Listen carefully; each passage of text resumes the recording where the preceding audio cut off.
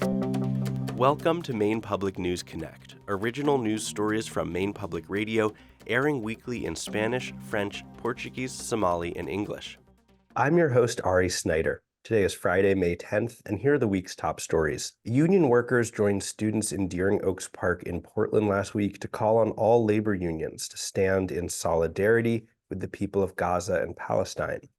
Workers say it's time to organize and end what they call Israel's genocide against Palestinians with a permanent ceasefire. Some students at the rally said they want colleges and universities to divest from all Israeli interests, including companies that supply weapons to the Israeli military. Hundreds of student-led protest encampments calling for institutional divestment from Israel have been taking place across the U.S. The United Nations says more than 33,000 Palestinians have been killed and 1.7 million people have been displaced in Gaza. Mental health providers in Lewiston will receive as much as $12 million in additional state funding this year. They say it will help stabilize and expand a system that struggled to meet the demand for services since the pandemic. Providers say need for mental health services has also grown since the mass shooting last October devastated the community.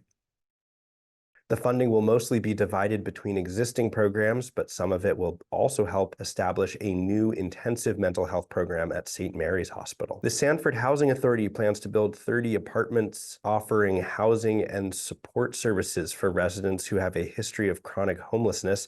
The apartments are intended for those who have experienced homelessness or those who are leaving prison or entering recovery.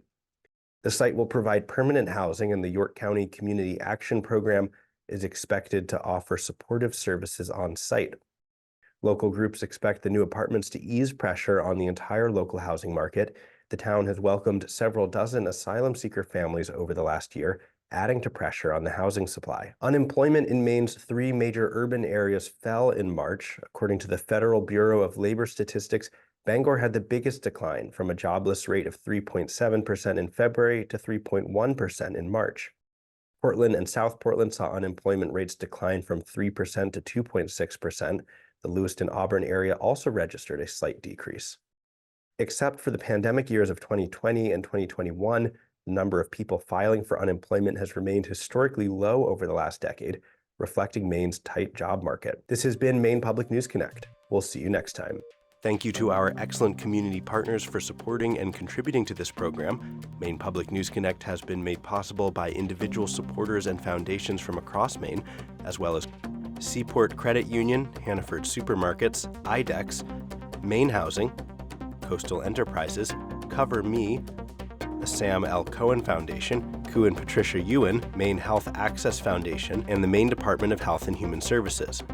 Maine Public News Connect is made possible by Koo and Patricia Yuen, committed to bridging cultural differences in our communities. Juntos.